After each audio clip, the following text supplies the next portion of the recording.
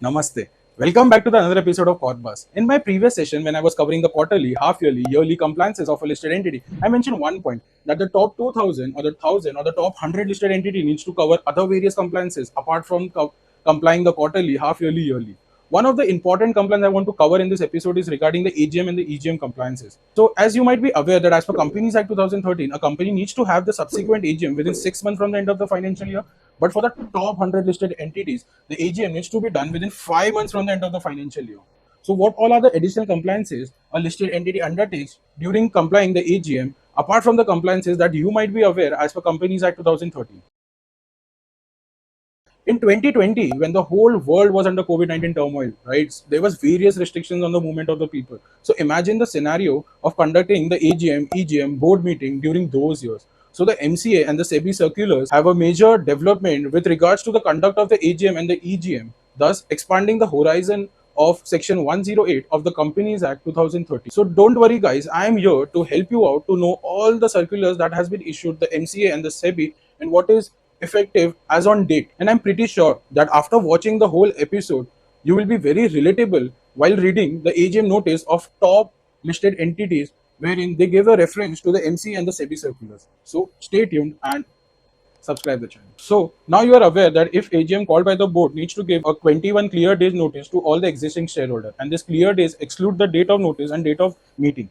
And you are also aware that if sent through the post or courier, additional 2 days will be added. Can it be called at shorter notice? Yes, provided 95% of the member entitled to vote thereat have given the consent. But it is said as per SS2 that for FS, that the financial statement and other document, it says majority number plus representing 95% of the paid up share capital needs to give their consent. Now let us understand with an example. So if a company has 100 shareholders, right? So to conduct the AGM at a shorter notice, minimum 95 members who are entitled to vote should give their consent, right? But for the financial statement, other document says majority number. So 100 का majority कितना होता है? 51. So 51 should represent 95% of the paid up share capital. If this criteria has been met, then you don't have to go for the 95 members. So this is something you need to take care. Also, in case of EGM, right? It says majority number plus represent 95%. So it is same with this financial statement wala provision. So for AGM to conduct at a shorter notice and the EGM to conduct at a shorter notice, two has a very different meaning. So make sure you make a note of it.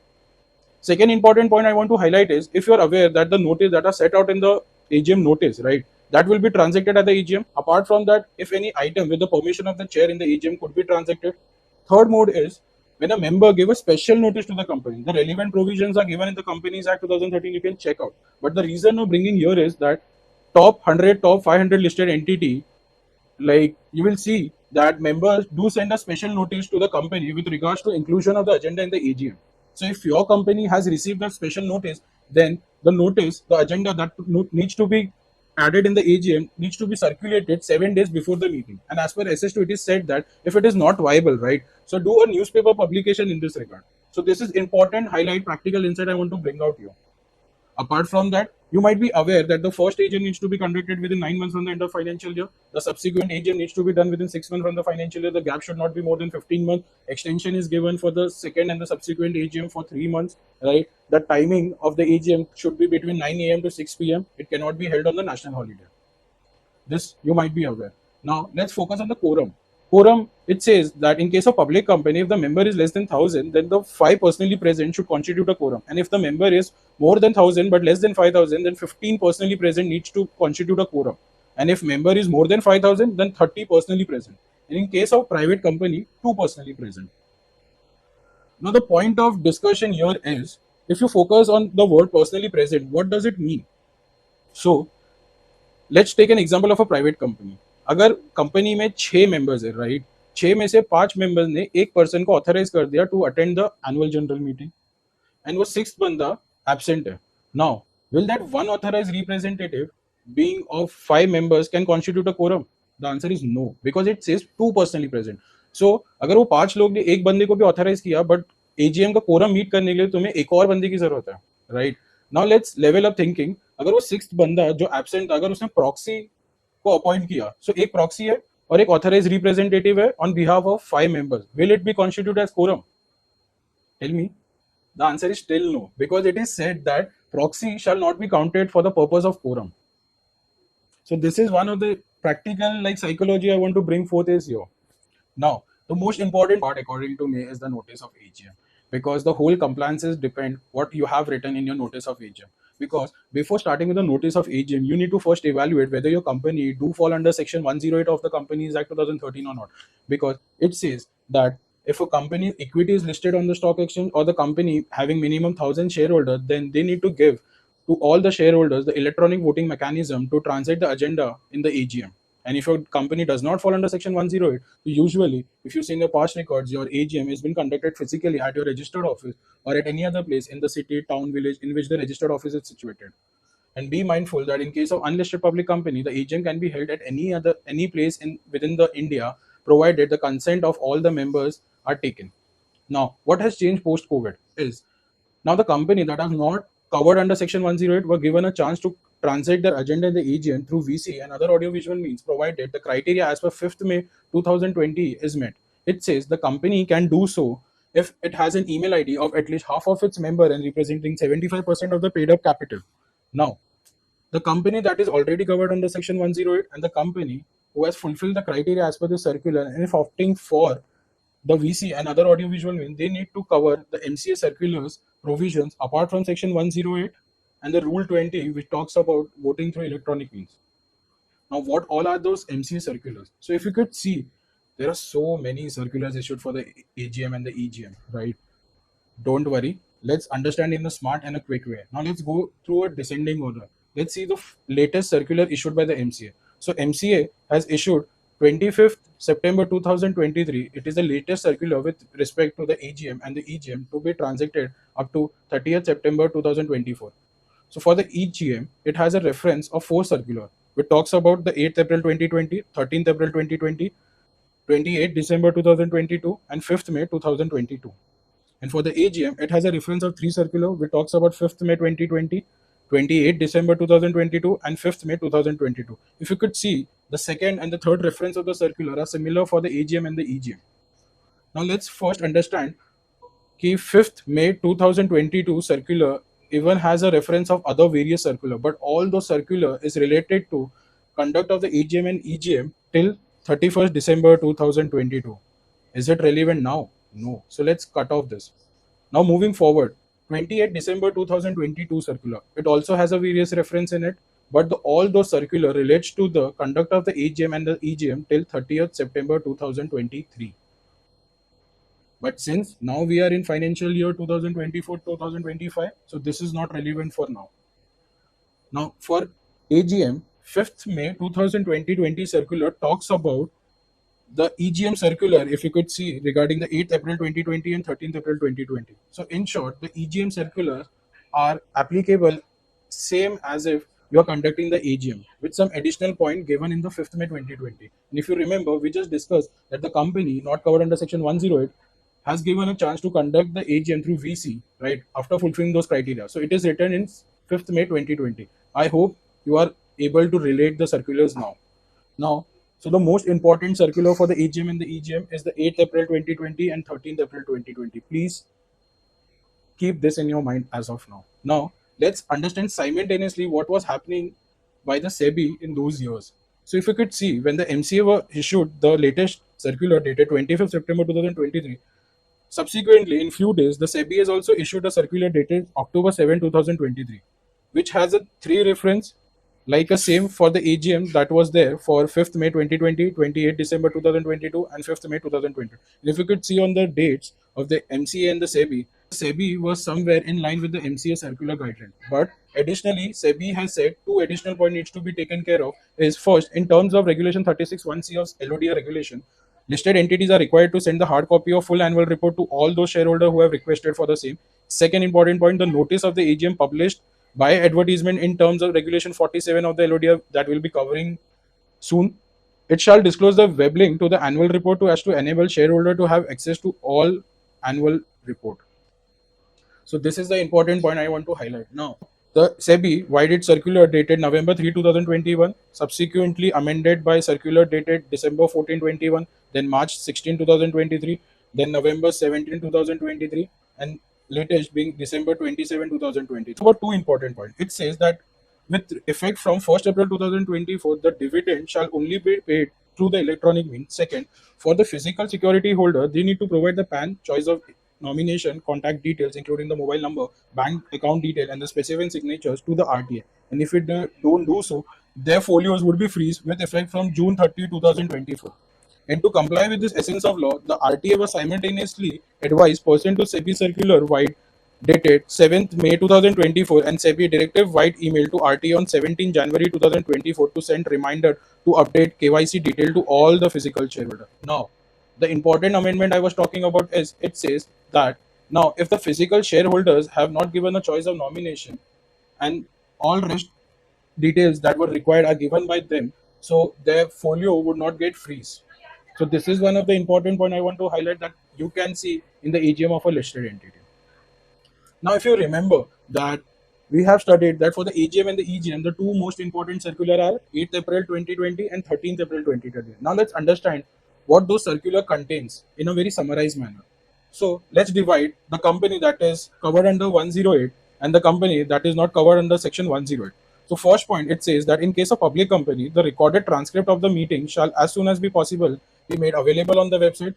It is so same for the company that does not fall under section 108. Second, the facility of partition at the AGM through VC and OAVM shall be made available for 1,000 members on first come first service basis, excluding the member holding 2 or more % of shareholding, directors, promoter, institutional investor, KMP, chairman of audit committee, NRC, SRC, auditor, etc. Since company has a right to reserve the number of the speakers, but the law has said that it should have a facility of at least 1,000 members, right? And for the company who does not fall under section 108, instead of 1,000, there is 500. Third point, it says that a facility for the joining has to be made available 15 minutes before the meeting and shall not close till the expiry of 15 minutes after the meeting. And it is so same for the company that does not fall under section 108. Next, the circular contains the appointment of chairman rule. So I would suggest to look into the circular for it. Next is regarding that representation under section 112 and 113 shall be counted as quorum. No proxy allowed. So it is same for the company that does not fall under section 108. And why proxy are not allowed? The simple logic behind is when you conduct the AGM physically, so member might be absent or it might not be feasible for a member to attend the AGM. Therefore, he appoints a proxy. But for the VC and other audiovisual means, anywhere in the world, he or she might attend the meeting. So if your company is conducting through VC and other audiovisual means, so all the compliances with regards to the proxy would not come into picture. It says that at least one independent director and auditor shall attend the meeting. It is so same for the company that does not fall under section 108 of the Companies Act. It also talks about that a clear instruction should be given in the AGM notice how to access and participate in the meeting, so as same for the company that does not fall under section 10. And that's the reason, if you could see on the AGM notice of a listed entity, it contains all the instruction and step that how to access the CDSL and NHDL, how to access the e-voting platform. So all this are given because of this point contained in the circular. And one additional point for the company that does not fall under section 108 is that the company shall provide a designated email ID so as the member may convey their vote if the poll is demanded. So these are the important point you need to take care while preparing the AGM notice, right? Apart from it, now let's understand one by one, what if a company holds their AGM physically? And what if a company holds their AGM through VC and OAV? So things to be taken care if the AGM is conducted physically. So now since the June quarter is ended, now wherein the board meeting in which the June quarter financial would be adopted, right? So in the same board meeting, you also approve the draft director's report, the AGM notice, appointment of the scrutinizer in case the voting is done through the ballot forms, and if there is a replacement of the director in case of retire by rotation, or if there is an appointment of auditor. So all the ordinary business or the special business that needs to be transacted in the AGM needs to first pass by the board in the previous board meeting. Right, and in case of public company, MGT 14 also needs to be filed, but it is exempt for the private company. Make a note of it. Now, things to be taken care of in the AGM notice. First, it says that no resolution is required for the ordinary business. Second, the attendance slip, proxy form, route map shall be there in the AGM notice.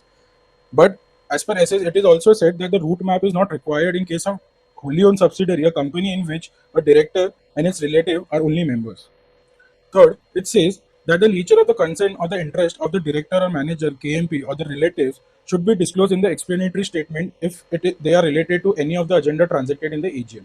Fourth point, it says that if a promoter, director, KMP, right, a company in which the agenda would be transacted has an impact in the other company wherein they hold more than 2% of the paid up share capital, the detail of those companies shall also be included in the explanatory statement.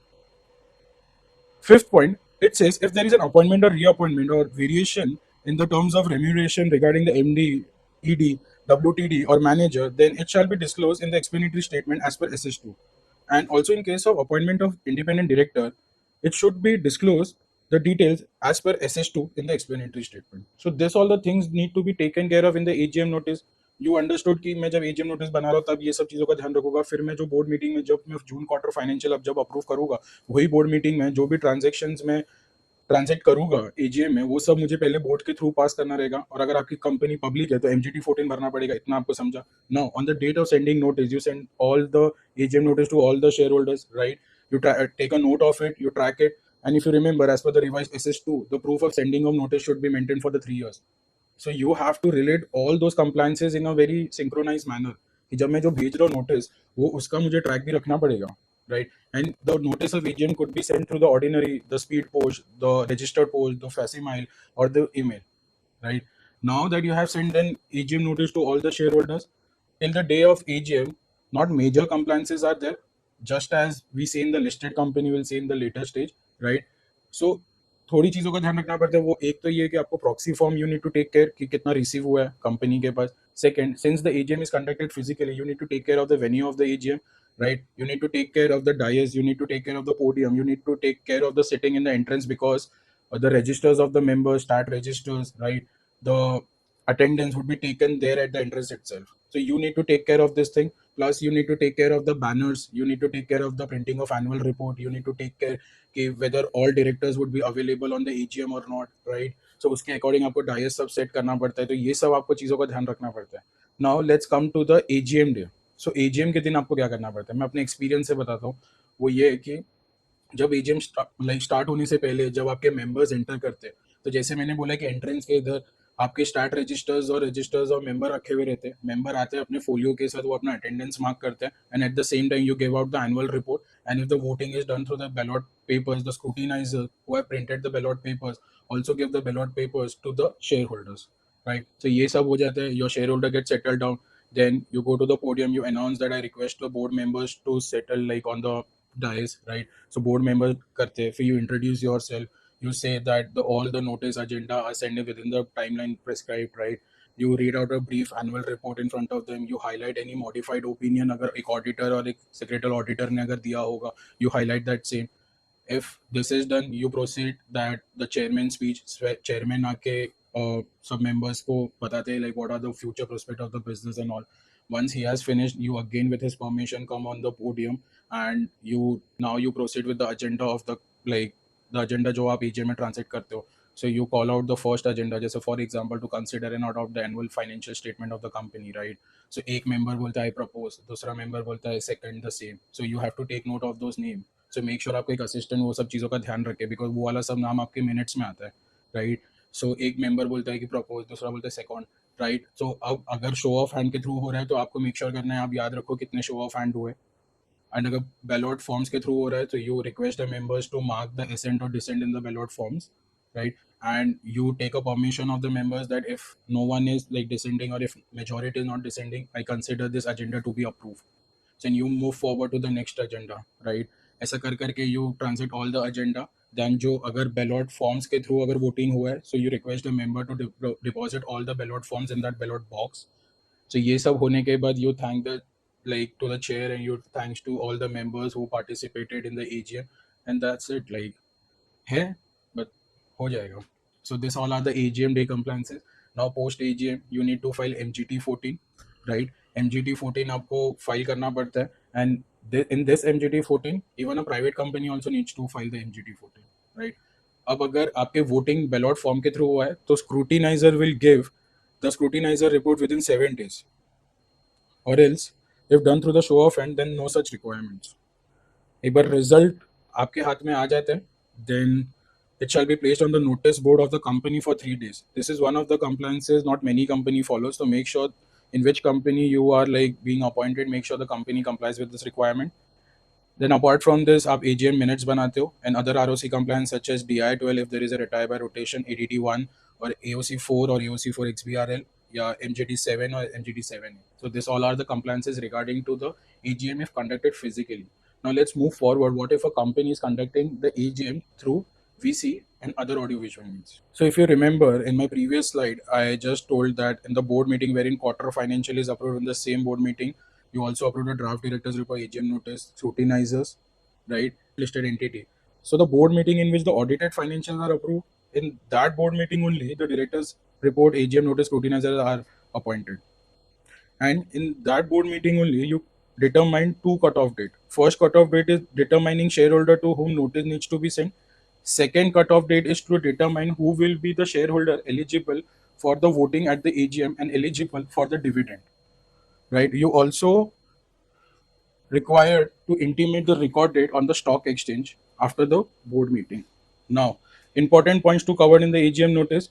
You have seen already कि no resolution required for the ordinary business. Second point, the attendance slip, proxy form, route map shall be there in the AGM notice. Now, you only tell me whether it should be included in the AGM notice or not. According to me, it should not be included because since the AGM is concluded through VC and OAVM, then no proxy required, attendance slip not required, route map not required. Third, fourth, and fifth point would be same as it is if the company is conducting AGM to physically. Only difference in the fifth point is, along with SS2, also refer Regulation 36(3) of SEBI LODR in case of appointment or reappointment of MD, ED, or WTD or manager. Sixth point, in case of appointment of independent director, it is same as we have discussed in the previous slide. Seventh point is new for the listed entity, which says that if material RPT needs to be get approved by the shareholder, it should contain the information as per SEBI Master Circular dated 11 July 2023, read with SEBI Circular dated 22nd November 2021. So this is the point you need to take care in case of listed entity. Also, if you remember, we have a given reference to all the compliances with respect to the MCA Circular 8th April 2020 and 13th April 2020. So those points also needs to be. Once you take care of this AGM notice, you prepare the AGM notice. You remember the board meeting in which we approve the financial. उसमें आप directors report और फिर आप MGT14 file करोगे. अब being a listed entity तो MGT14 आपको file करना पड़ेगा.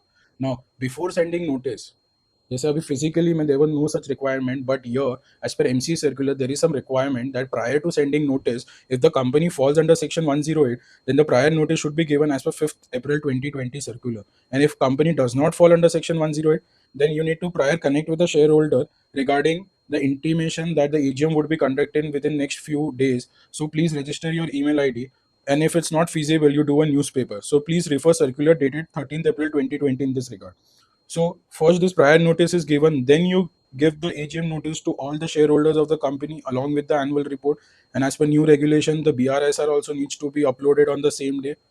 And there might be a practical insight wherein it says कि like whether we should first send a notice to the shareholder or whether we need to upload it on the stock exchange first. So according to me, stock exchange is my बाप. So stock exchange को पहले आप inform करोगे फिर ही आप बाकी दुनिया को बोलोगे. So stock exchange को आपने जब intimate किया है regarding the AGM notice, then you intimate the RTA to send all the like to all the shareholder regarding the AGM notice, right? And वो AGM notice भी जो भेजेगा उसका भी आपको draft email वो share करेगा before the day of AGM notice. Make sure it comply with all the secretarial standard requirement with regards to the date, time, the serial number of the AGM, right? The context of the AGM. तो ये सब आपको make sure करना है. Plus जो emails RTA send करता है, right? उससे आपको एक confirmation लेना है to how many members the email was sent. And this would be constitute as a proof of sending notice as per SS2. So once your AGM notice is published on the same day, you also share information with the newspaper advertisement agency because on the next day itself, a newspaper advertisement must be done as per Rule 24(5) of Companies Act 2013 and also refer Circular 13th April 2020 for additional content. Now, this compliance has been done. Once newspaper में publish हो गया, फिर वही disclosure आप अगर आपको याद रहेगा जब annual compliances में हम पढ़ते थे, जब हम publish करने के बाद फिर same हम intimation stock exchange को भी देते, तो वो भी आपको ये time पे देना पड़ेगा कि मैंने newspaper में publish कर दिया.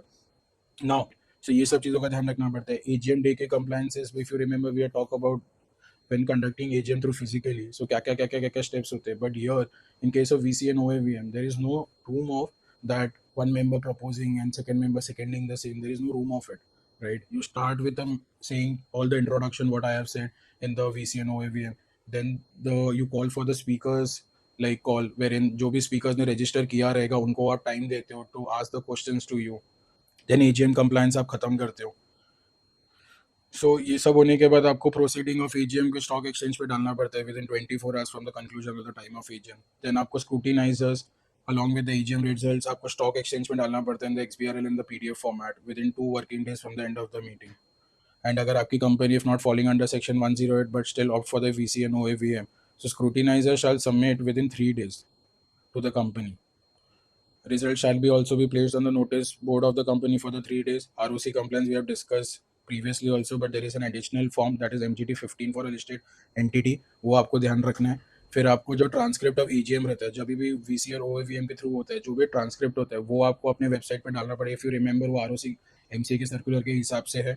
फिर last is to transfer the dividend amount to the bank account and thereafter it should be like given to all the share holders.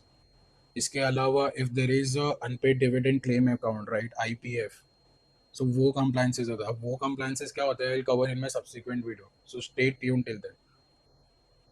Now I hope I was able to give you a very different perspective over the AGM compliances, the MCA circular, the SEBI circular, if conducted physically, if conducted through VC and OAVM, so what things needs to be taken care of. And I hope I could solve many doubts that were in your mind. And if there is any doubt, if you want to connect with me, do fill the form given in the link. Join my Telegram channel so that we can connect and discuss all your queries there. Apart from it, I just want to conclude my episode by saying one motto that I follow while making this video is sharing the knowledge is the basic human duty and sharing it with you all so that all can benefit. Jai Hind.